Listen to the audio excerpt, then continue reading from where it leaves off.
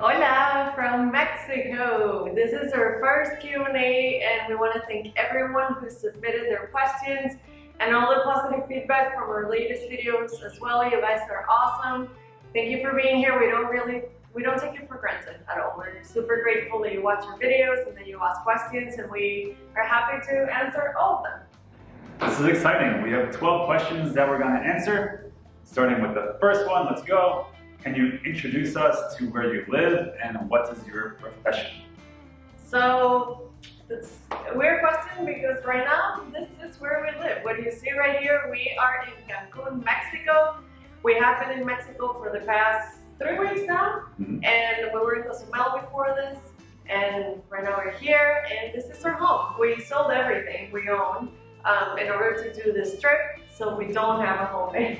We don't really have a home. If we had to pick something, it would probably be Florida, where my family lives. We spend a decent amount of time there. That's where I'm originally from, in South Florida. Yeah, so that's where, that would be like our home base. Yeah, exactly. I'm originally from Venezuela, and then I moved to Chicago when I was 27, and my family is in Chicago, so we also spend some time in Chicago when we go to the US. So I guess we lived there for like 5 years. That was our last permanent. Exactly, but now it's just the world. So it's a little bit confusing. Wherever the heart is. Right now it's apartment 1 in Cancun, Mexico. Cancun, Mexico. Also, what is your profession? So I have degrees in international business and business administration. And before quitting my job and starting as co-founder of Ways of the World, I was a business strategy consultant or market research consultant. That's what I did for 5 years, based out of Chicago. Yeah, I also went to school for business, so we have that in common. And I used to work in the airline industry, and then I worked in the oil industry. And I had a personal style blog for the past 5 years. So that's what I did right before going on this trip. Question number 2, what has been the highlight of your trip for you both, individually and as a couple?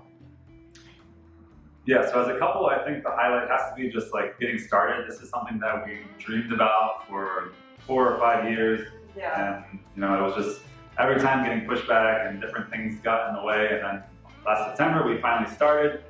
We're doing it, we were traveling. Yeah, exactly. That was for sure the highlight. Just the opportunity to go on this trip and try to build this brand together is the biggest highlight for me, for sure, as a couple. And a personal highlight from leaving, and I would say for the past year, has been that I have proven myself that I'm brave, that even though I'm scared of doing and trying a lot of new things that in my head sound scary, once I do them, they're not scary anymore. And I have done that a lot of times in the past year, and now I know that the fear is not real almost, it's just not real. I'm so happy that I have become a brave person, and my life is not ruled by fear, I guess, or my decisions. So that has been a huge personal highlight for me.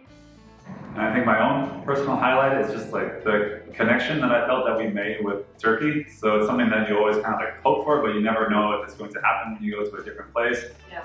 But we really felt like a very unique bond, I think, with the Turkish people and the country and the culture and the places. Yeah. And I don't know, I feel like we were just so lucky to experience that for our very first place for those 3 months. Yeah. And it's a country that we adore. Yeah, and also that we're so lucky to be able to slow travel, because if we would have just gone to, well, I don't know this, but I would guess that if we would have only gone to 3 touristy places, running around for a week, it would have been hard to build that connection. Yeah, so I'm grateful that we got to experience that. Next question, which taxi company did you use in Turkey? This is a very specific question. We didn't really use any particular taxi company. We just, hailed a taxi in the street or had someone call a taxi for us. Yeah. The service is always very honest in our experience. They never really try to rip you off. No, they always turn on the meter. Everything we had to tell. It's good to look at and make sure they do turn on the meter, but they always do. Yeah, in our experience. It's safe. Yeah. It's good. They don't have Uber, so we had to do that, and it worked just fine. Yeah. It was fun. Question number 4, best and worst memory from Turkey. We'll start with the worst memory. This is the easiest question that we can possibly answer on this list of questions. It was when we were in the city of Şanlıurfa in southeastern Turkey. They have a thing called Sida Nights, which is like traditional music performances with like banging drums and like guitars and dancing. And it can be nice. It is beautiful. It can be beautiful. The problem was that they were hosted literally outside of our hotel room. On our doorstep. The band was on our doorstep. When we were trying to sleep every single night. We couldn't go in or out. For 4 nights.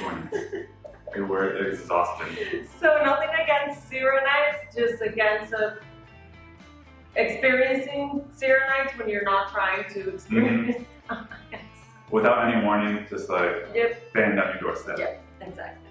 And the best memory, it was for sure, without thinking about it too much, the dinner that we had with our friends in Avanos in Cappadocia. We were invited to someone's cave home, and they cooked for us. And we cooked with them. We prepared dinner with them. I cooked the garlic. That counts. Yeah. Just like it was the best meal we had in all of Turkey, and trust me, we went to Gaziantep, and this was the best meal we had.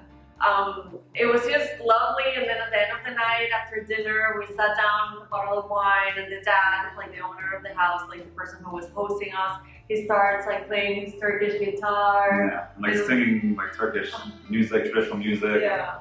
It was very special. It was like our most precious memory for sure. And with like all our friends that we had made in Avanos, it was really really nice. Question number 5, the most memorable person we met in Turkey. This ties with the previous question. Because the person who made all of that possible is her friend Ali.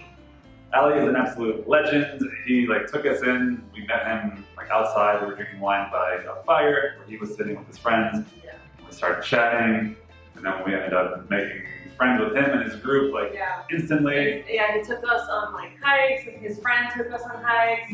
We had the dinner. Then we had the dinner. We hung out with them like every single night. We went to his house. His mother prepared dinner for us. I like love traditional like Turkish pasta. The pasta with yogurt and like meat sauce. It was so good. We played Mortal Kombat against each other on Xbox or PlayStation, whatever that was. It was so nice. And then to make things like to make him even more memorable, like on the last day when we were trying to get a bus to Gaziantep, our bus got canceled and got moved to like another city, like 15 minutes away. And he, without thinking about it, took us there, right? Like he just like he's like, no, I'll drive you.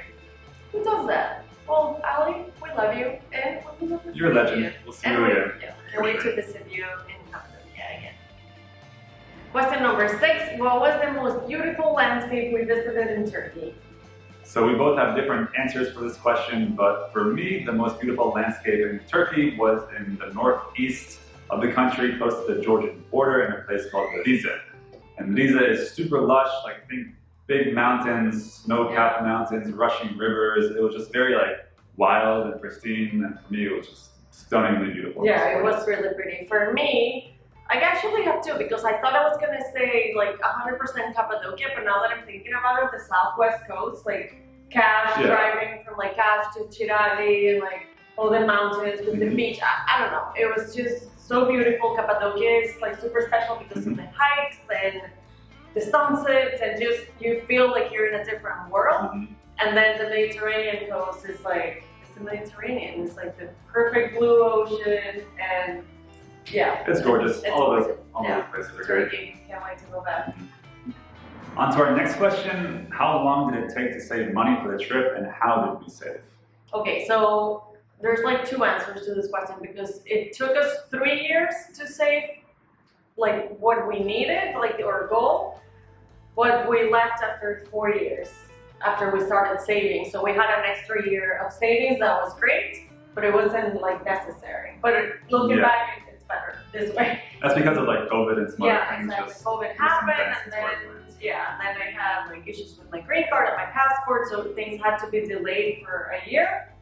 Which in hindsight, like it's better, right? That we were able to save a little bit extra to have a little bit of a cushion. And how did we save? Well, how you save money? You're just careful with your expenses.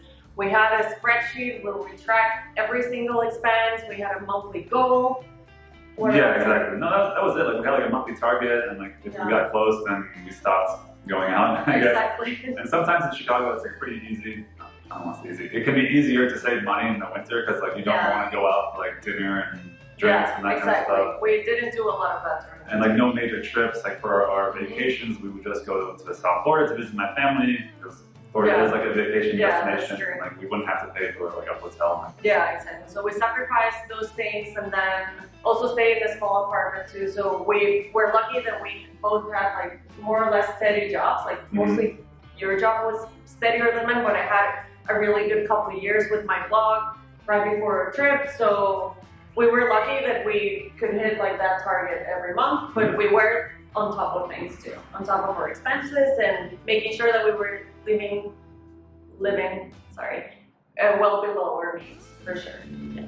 We have an article on our blog that says exactly how we save money and how we got ready for this trip, so I'm going to put it here and also in the description so you guys can check it out if you're interested in knowing like more details on like how we did it.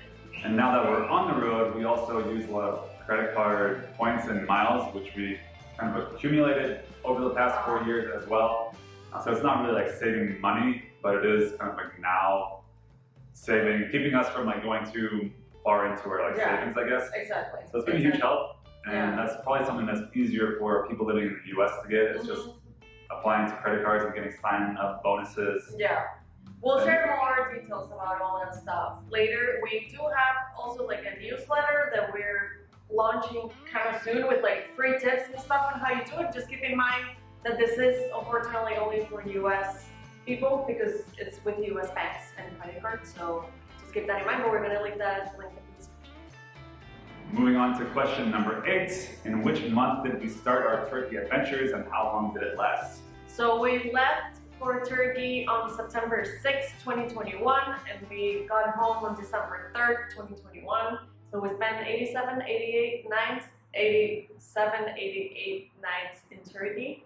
It was almost the entire length of our visa.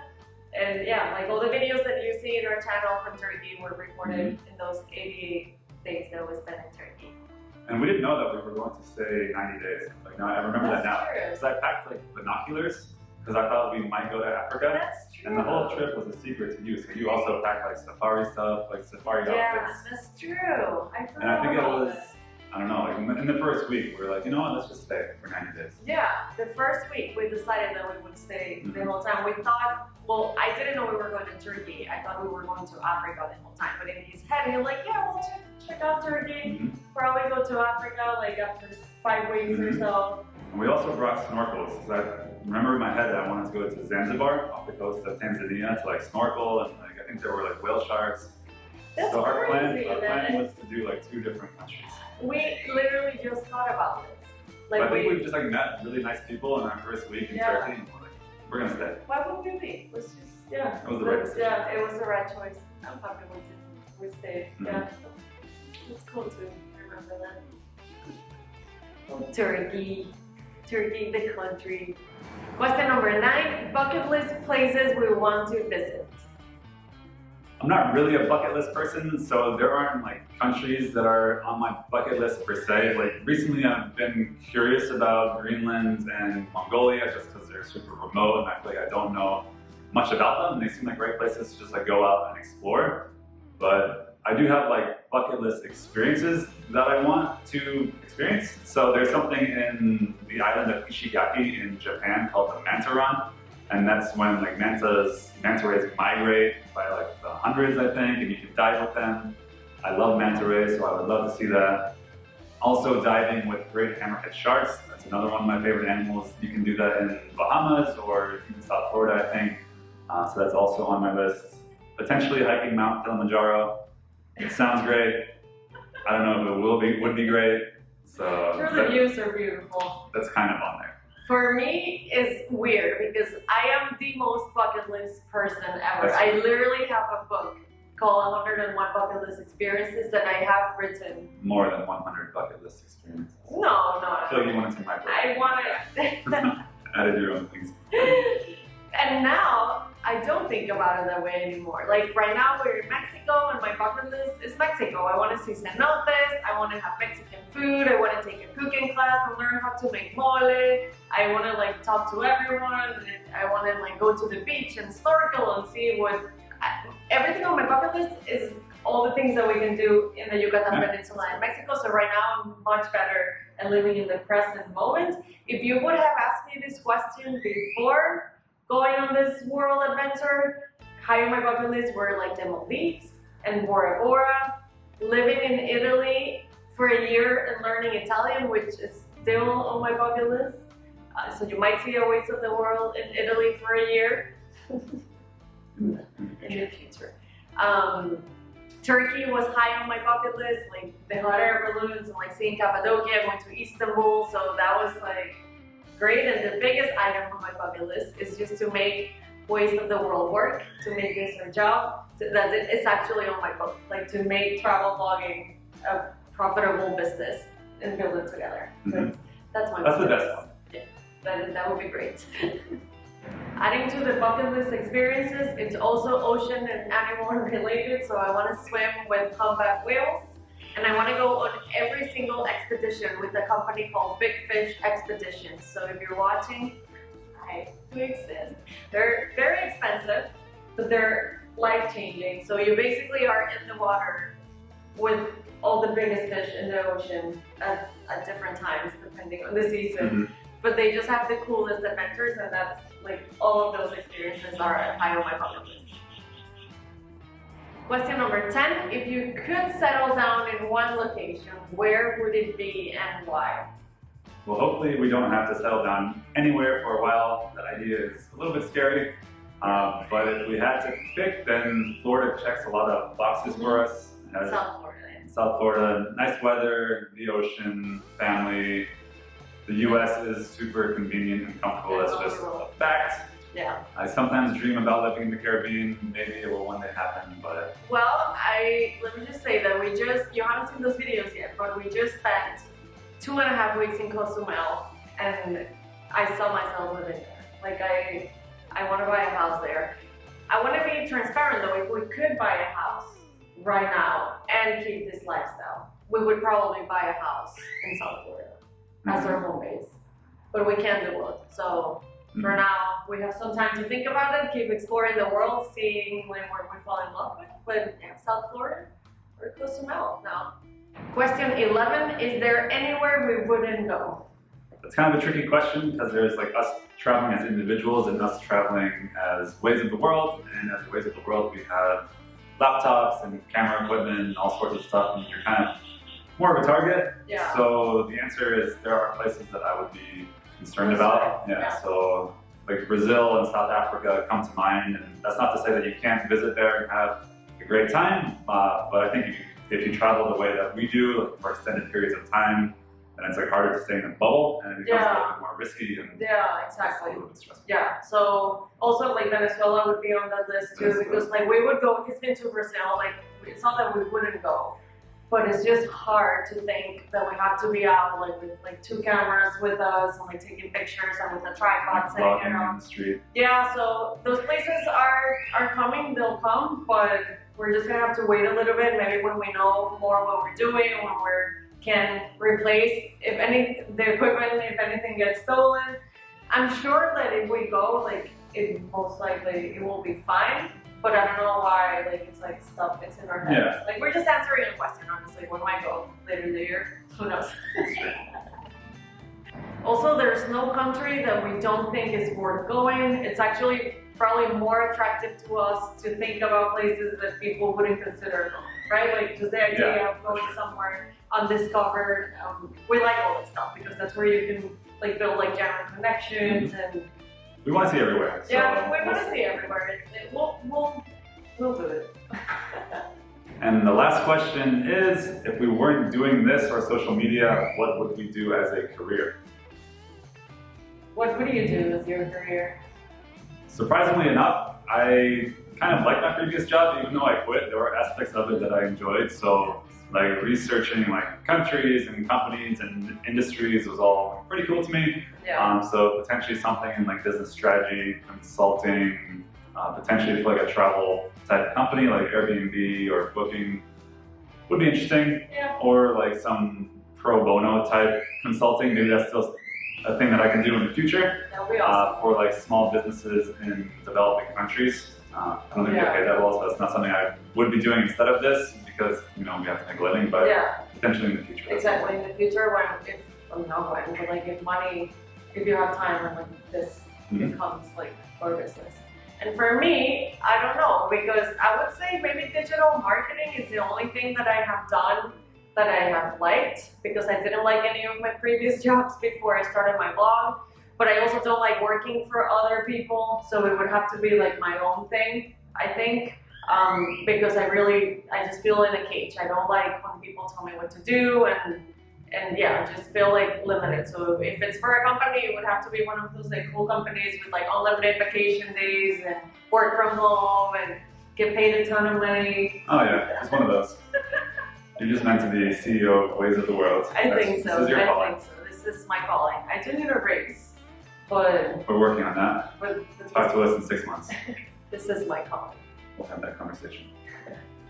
That is it for today's video. We answered all the 12 questions that were submitted, and honestly, this was fun. Yeah, it was cool. So if you have any more questions, leave them in the comments, and if we have internet, we'll reply to them, and hopefully we can do more of these videos in the future. Yeah, and stay tuned. We have some videos coming from Cozumel. We were there for 17 days. You heard that Aimara wants to move there. We loved it there. It was beautiful. And also, we're going around the Yucatan for the next 10 weeks. So it should be pretty cool. It should be awesome. If you don't know yet, we are very happy here in Mexico. We love people, we love food, we love everything that there is to do here. It's been incredible, and we can't wait to share all of that in the upcoming videos for our new travel series. And thank you so much for watching. We will see you next time. Bye. Bienvenidos A México. a México. México lindo. Cozumel. We're going to spend 2 weeks here. We'll tell you all about it in a little bit.